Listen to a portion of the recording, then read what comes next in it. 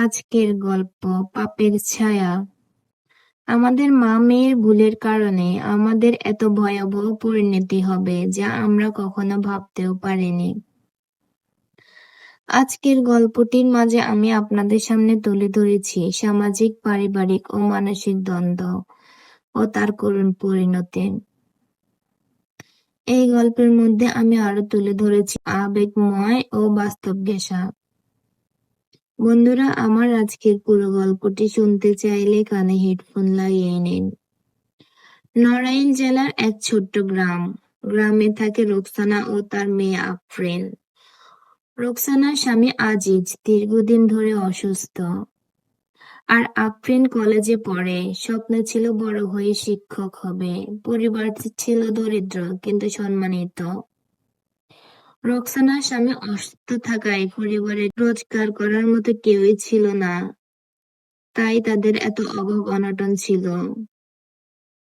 কিন্তু সেই পরিবারের ভেতরে জমে উঠতে থাকে একদিন এক নিষিদ্ধ আগুন।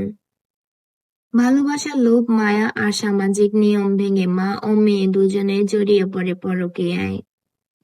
তারা দুজনেই ভালোবেসে পেলেন ভিন্ন দুই পুরুষকে, যার একজন রোকসানার থেকে 15 বছরের ছোট আর অন্যজন আফরিনের কলেজ শিক্ষক।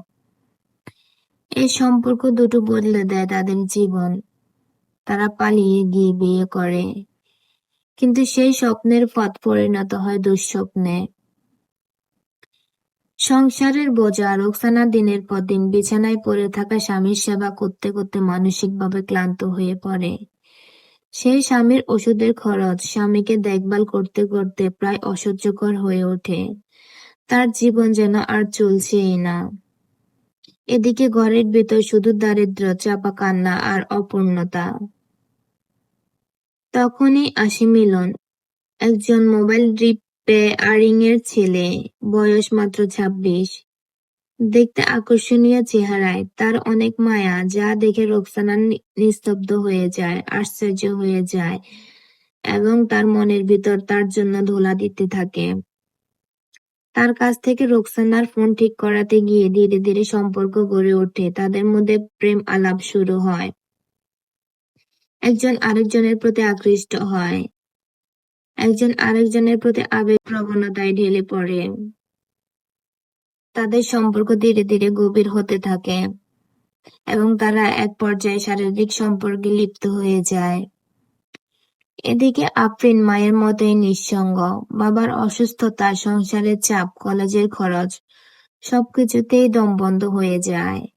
তখনই তার পাশে এসে দাঁড়ায় রাশেদ স্যার, তার কলেজের ইংরেজি শিক্ষক। শুরু হয় চুপি চুপি কথা।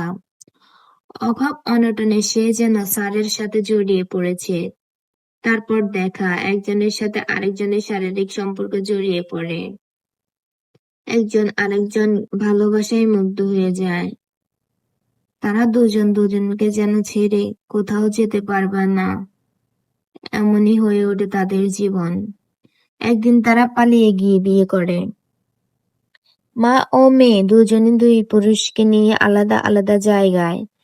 এদিকে তার অসুস্থ বাবা একা থাকতে থাকতে নিরুপায় হয়ে একদিন তার নিথুর দেহটা এই পৃথিবীর মায়া ত্যাগ করে চলে যায়। তিনি মৃত্যুবরণ করেন। সমাজের কিছু লোক কোনোমতে তাকে কবরস্থানে দাফন করেন, কিন্তু তার আত্মার যে অভিশাপটা আছে সেটাই দিয়ে যায় মা আর মেয়েকে। রোকসানা যায় যশোরে মিলনের সাথে, আর আফরিন যায় ঢাকায় রাশেদের সাথে। তারা কেউই কাউকে কিছু জানায় না। তারা ভাবে এখন থেকে তারা আর দুঃখের জীবনে থাকবে না, তাদের সুখের জীবন শুরু হয়ে গেছে। তারা ভাবে তাদের অভাব অনটন জীবন থেকে দূর হয়ে যাবে, তারা আনন্দে জীবন যাপন করতে পারবে।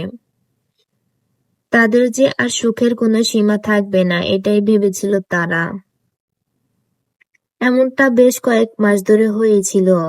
প্রথম কয়েক মাস ঠিকঠাকই চলে, কিন্তু এরপরে শুরু হয় পরিবর্তন।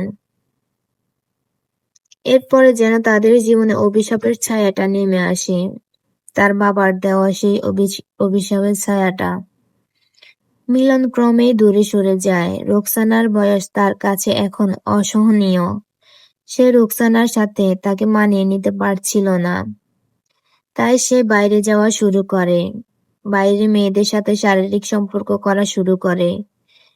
সে রোকসানাকে গৃহবন্দী করে রাখে, ঠিকমতো বাসায় আসে না, বাসায় ঠিকমতো বাজার করে না, খাবার-দাবার দেয় না, মাঝে মাঝে মারধরও করে। সে যেন কারো সাথে যোগাযোগ করতে না পারে, সেজন্য তাকে বাসায় তালায় বন্দী করে রাখে।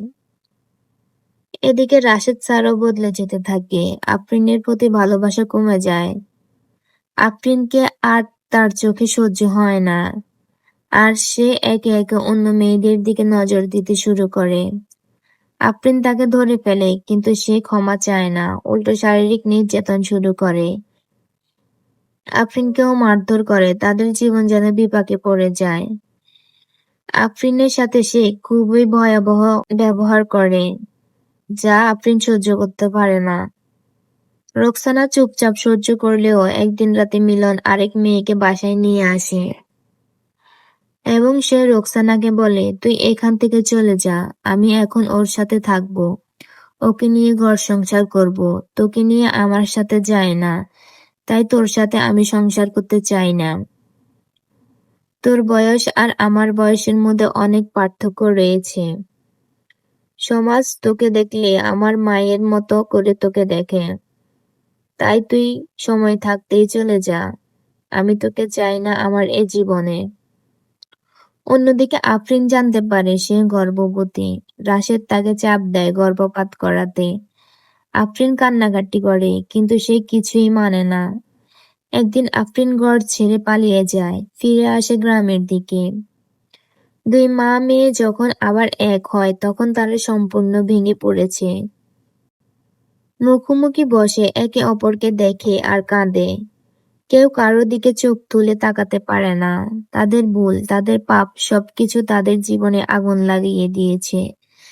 তারা দুজনে নিঃস্ব হয়ে গিয়েছে। তারা দুজনে একজন অসুস্থ ব্যক্তিকে যেভাবে অবহেলা করেছে, যেভাবে তাকে মৃত্যুর কোলে ঢেলে দিয়েছে, তারা তা নিয়ে ভাবতে শুরু করে।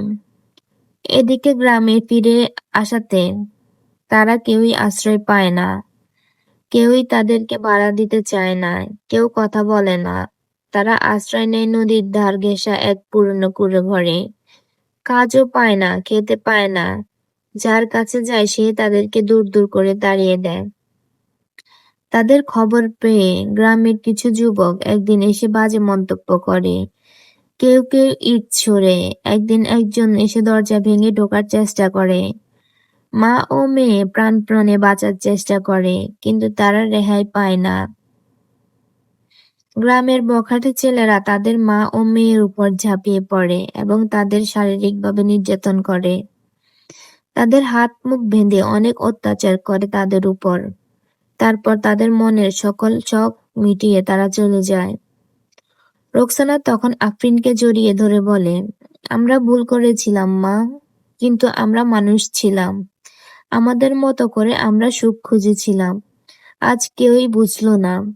এই সমাজের মানুষগুলো পশুর মতো আচরণ করছে আমাদের সাথে। এক রাতে গ্রামে আগুন লাগে। শুরু হয় গুজব, মা মেয়ের অপবিত্রতা গ্রামে অভিশাপ ডেকে এনেছে। মানুষ একত্রিত হয়, সবাই তাদের উপরে হানা দেয়। তারপর কেউ একজন তাদের কুঁড়ে ঘরে আগুন ধরিয়ে দেয়। মা ও মেয়ে ঘর থেকে বের হতে গিয়েও পারে না। আগুন তাদের ঘিরে ফেলে। আগুনের ভিতর থেকে তাদের আর্তনাদ সকলের কানে আসে, কিন্তু কেউ সাহায্যের জন্য এগিয়ে যায় না। পুড়ে ছাই হয়ে যায় সব। পরের দিন সকালে পাওয়া যায় দুটি জলে পোড়া দেহ। মা ও মেয়ে পাশাপাশি পড়ে আছে, একে অপরকে জড়িয়ে ধরে। তারা যেন তাদের পাপের প্রায়শ্চিত্ত পেয়ে গেছে। তাদের জীবনের অভিশাপটা যেন আগুনের মাঝেই পোড়া ছাইয়ের মধ্যে দিয়ে পেয়ে গেল। পাপ কি শুধু তারাই করেছিল, নাকি সমাজও তাদের ঠেলে দিয়েছিল শেষ পথে? সেই গ্রামের এক প্রবীণ লোক বলেন, ভুল করেছিল, কিন্তু শাস্তিটা মানুষ নয়, সময় দিতে পারত। আমরা সবাই বিচারক হয়ে গিয়েছিলাম, তাই আজ মনুষ্যত্ব পুড়ে ছাই। বন্ধুরা, আমার আজকের পুরো গল্পটি যদি ভালো লেগে থাকে তাহলে একটি লাইক, কমেন্ট, শেয়ার দিবেন। আপনাদের একটি লাইক, কমেন্ট, শেয়ার আমার নতুন গল্প তৈরি করার অনুপ্রেরণা জাগায়। আমার চ্যানেলটিকে সাবস্ক্রাইব করে পাশে থাকবেন। ধন্যবাদ।